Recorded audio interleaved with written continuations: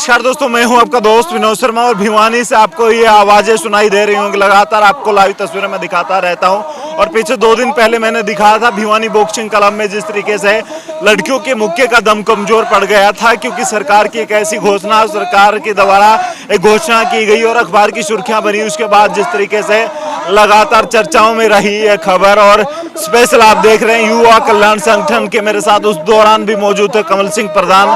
दूसरे किसान संगठन आ चुके हैं इस अभियान में अभी और भीड़ काफी ज्यादा बढ़ चुकी है। इस तरह आप देख रहे हैं ये खिलाड़ी हैं, ये अपने होर्डिंग्स लेकर लगातार आगे बढ़ रहे हैं और इनकी जो डिमांड है वो आप लोग इनके आवाजों के हिसाब से समझ रहे होंगे, सुन पा रहे होंगे। और शहर के दूसरे गणमान्य व्यक्ति भी लगातार स्पेशल इस काम में पहुंच चुके हैं। और सबसे बड़ी बात करूंगा, इंटरनेशनल बॉक्सर विजेंद्र सिंह लगातार देखिए किस तरीके से पसीना पसीना हो रखे हैं। दूसरे अस्पताल में भूखा उल्टा बच्चा बता दिया, हम तो सारे डर गए। उसके बाद मैं शंकर गिरी हॉस्पिटल में आ गई और मुझे वहाँ पर नॉर्मल डिलीवरी हुई है। मैं और मेरे बच्चे दोनों ठीक हैं। मरीजों के विश्वास का दूसरा नाम SMSG हॉस्पिटल रोहतक गेट। एक बार सेवा का मौका अवश्य दें।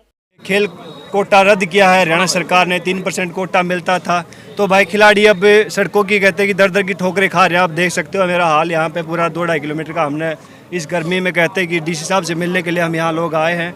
तो भाई जैसे किसानों का इन्होंने हक मारने की कोशिश की थी, वैसा ही हक मारने की कोशिश यहाँ भी की जा रही है खिलाड़ियों का। तो हम लेकिन ऐसा होने नहीं देंगे, हम पूरी कहते हैं लंबी लड़ाई के लिए तैयार हैं।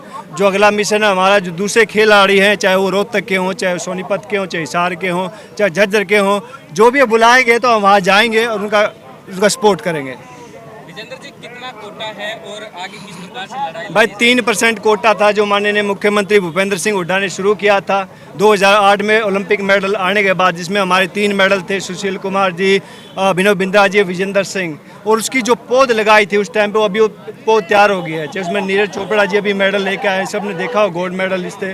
उसके पिताजी बहुत किसान परिवार से ताल्लुकात रखते हैं, बजरंग पूनिया है, और भी बहुत सारी लड़कियाँ, साक्षी मलिक है, बहुत सारी लड़कियाँ लेके आई मेडल हमारी। तो लेकिन हमका जो स्पोर्ट्स कोटा ख़त्म किया जा रहा है, तो जो आने वाली नस्लें उनके ऊपर बहुत बड़ा बुरा प्रभाव पड़ेगा। जो हमारे बच्चे हैं वो कहते बिल्कुल कहते उनको खेल कहते उनमें इच्छा ही नहीं हुई खेल में जाने की। तो हम इसकी लड़ाई लड़ रहे हैं, जो आगे आने वाली नस्लें उनकी लड़ाई है हमारी है। आपने बात कही आंदोलन करेंगे, हिसार में, सोनीपत में विधानसभा का भी घेराव करने की बात की जी, नरेंद्र मोदी की जी, दिल्ली में है, वहाँ पर जाने की जी बिल्कुल, जी बिल्कुल। हम कहते यहाँ से कहते कि जब बच्चा रोता है तो उसकी माँ तभी दूध पिलाती है। तो भैया हम रोने लग रहे हैं और हम जाएंगे सीधा खट्टर साहब के पास, उनसे रिक्वेस्ट करेंगे, सर हमारी जो 3% कोटा था उसका बहाल करो। तो अच्छी बात है, बहुत बढ़िया बात है। उसका 6% करोगे तो भाई हम आपकी भी जिंदाबाद बोलेंगे। बिल्कुल, हम संयुक्त खेल मोर्चा की तरफ से आए हैं, हमने सभी लोगों को बुलाया था यहाँ पे, भाई जिस पार्टी जिस संगठन को इसमें हिस्सा लेना था आप आइए, हम उनका साथ देंगे आगे आने वाले टाइम पर। और वही हम करने लग रहे हैं। अगर खट्टर साहब से बात नहीं बनी तो भैया नरेंद्र मोदी के पास जाके हम उनसे रिक्वेस्ट करें कि सर हमारा हक हमें वापस मिलना चाहिए। सरकार ने क्या तर्क दिया है, क्या कारण दिया है 3% हटाने के पीछे? क्या जी अभी तक नहीं जी, अभी हमने शुरुआत की है। हमने जो खिलाड़ियों का कहते हैं हक, बिकॉज यहाँ पे तकरीबन जो हिंदुस्तान का जो हरियाणा का स्पोर्ट्स है पूरे हिसार में पूरे वर्ल्ड में कहते हैं नंबर 1 है। तो हमने शुरुआत की है यहाँ से, अब जाके खट्टर साहब से बात भी करेंगे, भैया सर हमने ये शुरुआत की है, आप बताओ हमारे लिए क्या करोगे। जी कुछ नहीं बताया, कुछ हमें सरकार से कोई बात नहीं हुई। खट्टर साहब बताएंगे तो नहीं, वो तो खट्टर साहब से पूछना कि भाई हमने आवाज़ रखी है, आप बताओ उसके लिए क्या करोगे आप। ये 3% के लिए लड़ाई रहेगी, ज्यादा की नहीं, ज़्यादा की डिमांड है, डबल करो, 6% करो, बिकॉज जिससे हमारी परफॉर्मेंस आ रही है उसके हिसाब से 6% भी कम होगा हमारे लिए। 3 से बढ़ाएं। हाँ। और अब बजट में जिस तरीके से बात की गई कि ओलंपियन को पहले से ही एक राशि दी जाएगी तैयारी के लिए, क्योंकि जिस प्रकार से खिलाड़ियों को जरूरत होती है पहले जी, ओलंपिक 24 में आएगा अभी, और उससे पहले अब कुछ करके दिखाओ। कहते हैं बातों में बयान करना बहुत एक अलग बात होती है, लेकिन धरातल पर सच्चाई आना है। यहाँ के हमारे कहते हैं कि वहाँ पे हरियाणा स्टेट के लोग वहाँ पे जाके मुंबई में बेस्ट स्पोर्ट्स पर्सन का अवार्ड लेते हैं वहाँ पे कि बेस्ट स्टेट है हमारा, लेकिन यहाँ के एक दूसरे तरफ स्पोर्ट्स का कहते हैं कोटा खाली कर देते हैं। तो एक बहुत दुर्भाग्यपूर्ण बात है। लेकिन आप कहते हैं बातों में बहुत सरकार बहुत कुछ काम करती है, लेकिन धरातल पर क्या होता है ये टाइम बताएगा। कुछ दिन पहले आपने अकेडमी में प्रदर्शन किया था, नारेबाजी और बाइट दी थी आपने, आज जिस प्रकार से यहाँ कोर्ट पुलिस के सामने काफी वेट में पहुंचे, क्या कहेंगे? मेरा यही कहना है, 2-3 दिन पहले जिस दिन ये निर्णय हरियाणा सरकार ने घोषित किया था, मुख्य सचिव की तरफ से स्टेटमेंट आई थी अखबार में, और फ्रंट पेज पे न्यूज़ लगी थी कि खिलाड़ियों का जो हरियाणा में नौकरियों का 3% आरक्षण है वो समाप्त कर दिया गया है। सुबह जब मैं ग्राउंड में जा रहा था तो मैंने अखबार मेरे गेट पे टंगा हुआ था, मैंने खोला तो फ्रंट पेज पे यही न्यूज़ थी। मैं बहुत विचलित हुआ, मुझे बहुत बड़ा सदमा लगा इस बात से कि हरियाणा सरकार एक तरफ तो ढिंडोरा पीटती है खिलाड़ियों के हमदर्दी होने का, खेल प्रेमी होने का, और दूसरी तरफ जो हरियाणा की जो नौकरी थी हरियाणा के खिलाड़ियों के लिए उसको समाप्त किया जा रहा है। ये समाप्ति तो उसी दिन हो गई थी जिस दिन, पहलवान जी ऊपर आओ, जिस दिन इस सरकार ने शपथ ली थी, उस दिन के बाद रिकॉर्ड की बात है किसी भी नौकरी में खेलों का खिलाड़ियों का कोई जो 3% का आरक्षण था वो नहीं दिया गया। हरियाणा पुलिस में कांस्टेबल के पद निकले 7,000 खिलाड़ियों के लिए कोई उसमें जगह नहीं थी। सब इंस्पेक्टर के पद निकले, खिलाड़ियों के लिए कोई कोटा नहीं था। अन्य विभागों में भी जो नौकरी निकली कहीं नहीं था। सुनो तो मैं बात बताना चाह रहा हूँ, घोषित रूप से तो इस पे प्रतिबंध था, इस सरकार ने लगा दिया था, लेकिन अभी 3 दिन पहले जब घोषणा की तो हमारे जो खिलाड़ी हैं और खेल प्रेमी हैं उनका जो धीरज है वो जवाब दे गया। हमने इस बात को उठाने की कोशिश की। सबसे बड़े दुख की बात तो ये है, अब विधानसभा का सत्र चल रहा है, किसी भी राजनीतिक नेता ने, चाहे सत्ता पक्ष का हो चाहे विपक्ष का हो, इस बात को उठाया ही नहीं। ये बात हमें ज़्यादा दर्द देने वाली है। राजनेता आते हैं, अपनी राजनीति करते हैं, खिलाड़ियों के नाम पे जब पुरस्कार लेके आते हैं तो उनके जुलूस में शामिल होते हैं, फ़ोटो खिंचवाते हैं, अपनी वाहवाही लूटते हैं, लेकिन जब उनके हकों की बात आती है, चाहे सत्ता पक्ष हो चाहे विपक्ष हो, तो चुप हो जाते हैं। मुझे सत्ता पक्ष से ज़्यादा विपक्ष पे दर्द है, आक्रोश है इस बात का। क्या जनता उनको थाली में रख के सत्ता देगी? जनहित के मुद्दों को उठाने में जो विपक्षी पार्टियां हैं वो बिल्कुल नाकामयाब रही हैं। किसी भी जनहित के मुद्दे को, चाहे महंगाई की बात हो, किसानों की बात हो, बेरोजगारी की बात हो, खिलाड़ियों की बात हो, विपक्ष के नेताओं ने इस बात को नहीं उठाया है। ये बहुत निंदनीय है। प्रजातंत्र में विपक्ष से बहुत बड़ी ताकत होती है। सरकार के ऊपर सबसे बड़ा जो पहरा होता है विपक्ष की तीखी नज़रों का होता है। जो भी बात जन विरोधी होती है उसको उठाना विपक्ष का काम है, लेकिन अभी जो हमारा सत्र चल रहा है वर्तमान में, उसमें मुद्दा न उठाना विपक्ष द्वारा, ये घोर निंदनीय है। मैं इसको विपक्ष की सबसे बड़ी नाकामयाबी मानता हूँ। प्रदर्शन के बाद क्या अंदेशा और अगर ऐसा नहीं हो हमारी लड़ाई लंबी चलेगी। अगर सरकार सचेत होती है, हमारे मांगों को मानती है, तो हम सरकार के साथ हैं, नहीं तो हम राज्य स्तर पे सोनीपत या रोहतक में एक बहुत बड़ा प्रदर्शन करने जा रहे हैं। अगर उसमें भी हमारी मांगों को नहीं सुना जाता तो हम राज्य स्तर पे आंदोलन करके विधानसभा का घेराव करेंगे। हम चंडीगढ़ पे दावा बोलेंगे। हम अपना हक मांग रहे हैं, अगर नहीं मिलता तो हम अपना हक छीनना भी जानते हैं। जो हक नहीं मिलते हैं तो हम अपना हक छीन के लेंगे। यही बात है। मैं युवाओं का आह्वान करता हूँ कि वो अपनी शक्ति का प्रदर्शन करें, अपने आप को सचेत करें और लड़ने के लिए तैयार रखें। सरकार से हम अपने हकों को छीन के लेंगे अगर मांगने से नहीं देती है तो। मेरा नाम सोनिया चहल है, मैं वर्ल्ड सिल्वर मेडलिस्ट हूँ। और हमारा जो 3% कोटा ख़त्म किया है, इसमें खिलाड़ियों को बहुत बड़ा नुकसान हुआ है। और हमें जब ये न्यूज़ मिली, जब कोच साहब ने हमें बताया, तो सर ने बताया कि बहुत नुकसान हो चुका है खिलाड़ियों को।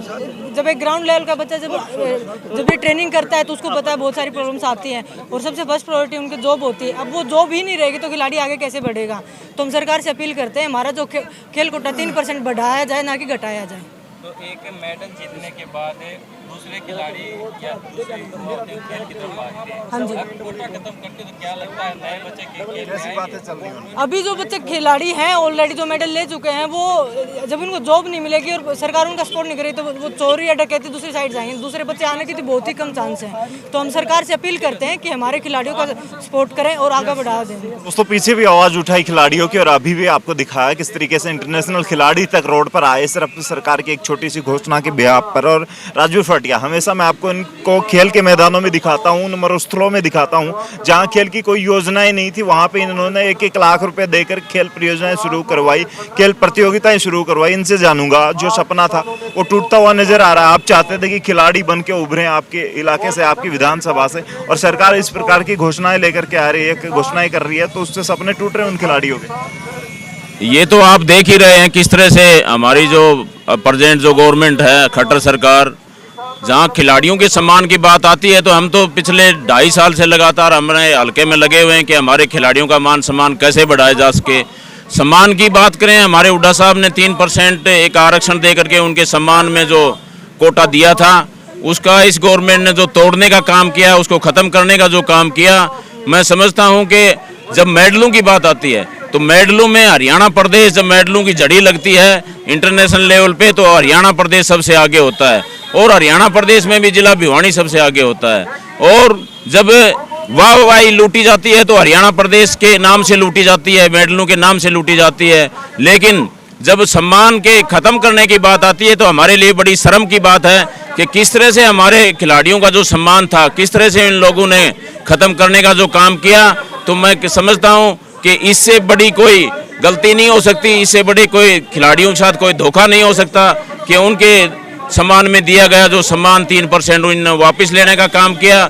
तो मैं तो आपके माध्यम से एक ही बात कहना चाहूँगा कि दिया गया सम्मान को हमेशा बढ़ाने का काम किया जाता है। पार्टी की इसमें कोई बात नहीं होती है, सम्मान कोई भी दे सकता है। चौधरी देवीलाल ने सम्मान के रूप में 100 रुपये बुढ़ापा पेंशन की थी, वो आज 2500 रुपये है।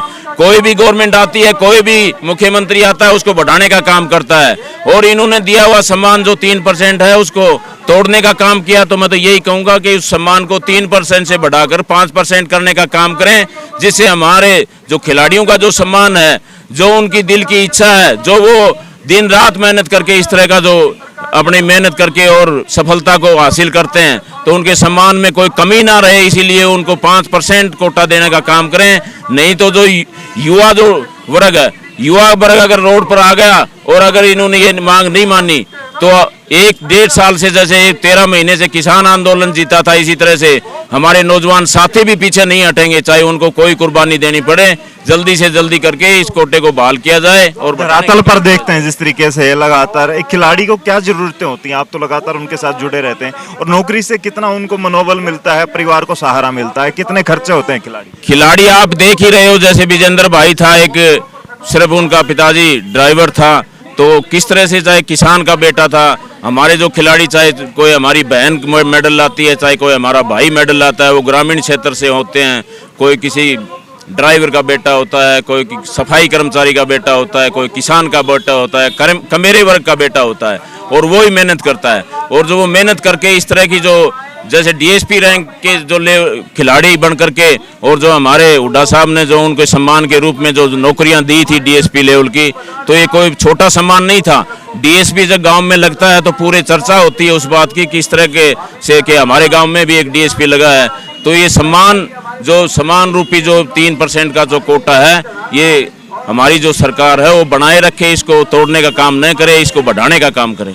तो लगातार मैंने आपको देखा जिस प्रकार से लगातार खिलाड़ियों की भीड़ आगे बढ़ी, लघु सचिवालय पहुंचे, यहाँ पर ज्ञापन दिया इन लोगों ने, और आने वाले वक्त में जिस प्रकार से चेता है, चाहे खिलाड़ियों की बात करें और क्षेत्रीय राजनेताओं की बात करें या उनके कोचेज की बात करें, हर कोई चाहता है कि ये जो 3% का आरक्षण है खिलाड़ियों के लिए वो बढ़े, ताकि हरियाणा में खिलाड़ियों का रुझान है खेल के प्रति बढ़े, युवाओं का रुझान है वो खेल के प्रति बढ़े। आपका क्या कहना है? कमेंट बॉक्स में अपनी राय जरूर दें। जिस तरीके से लगातार मैंने दिखाया कोच जगदीश सिंह और विजेंद्र सिंह जो कि बॉक्सर रहे हैं इंटरनेशनल, जिस तरीके से लगातार दूसरे लोग मौजूद रहे, उनकी बाइट, उनकी बातें कैसी लगी आपको? कमेंट में अपनी राय जरूर दें, इस वीडियो को शेयर करें।